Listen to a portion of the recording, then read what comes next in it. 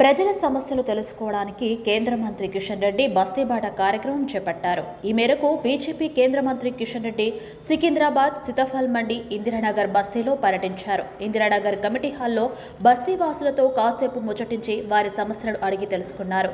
అదేవిధంగా కాలనీలోని కమిటీ హాల్లో ఉన్న బస్తీ దవాఖానను పరిశీలించి సౌకర్యాలు ఉన్నాయా లేవా అడిగి తెలుసుకున్నారు.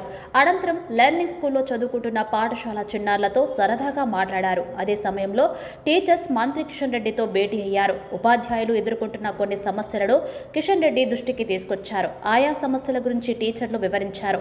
దీంతో ఆ సమస్యల పరిష్కారానికి కృషి చేస్తానని కిషన్ రెడ్డి భరోసా కల్పించారు. విద్యార్థుల విద్య కోసం అవసరమైన సదుపాయాలు కల్పిస్తామని హామీ ఇచ్చారు.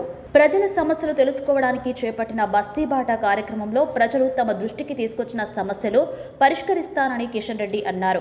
సికింద్రాబాద్, సీతాఫల్ మండి, ఇందిరానగర్ బస్తీ తదితర కాలనీల్లో కేంద్ర మంత్రి బస్తీబాట కార్యక్రమాన్ని నిర్వహించారు. కేంద్ర మంత్రి బస్తీలలో పర్యటించి ప్రజలను ఆప్యాయంగా పలకరిస్తూ వారి సమస్యలను తెలుసుకుని వెంటనే సంబంధిత అధికారులకు ఫోన్లో మాట్లాడి పరిష్కరించాలని ఆదేశించారు. ఈ సందర్భంగా ఆయన రానున్న లోక్సభ ఎన్నికల్లో బీజేపీకి బస్తీవాసులంతా అండగా నిలవాలని కోరారు. అవసరం ఉన్న చోట నూతన మంచినీటి పైప్లైన్లు, డ్రైనేజీ పైప్లైన్లు నిర్మాణం చేపడతామని అన్నారు.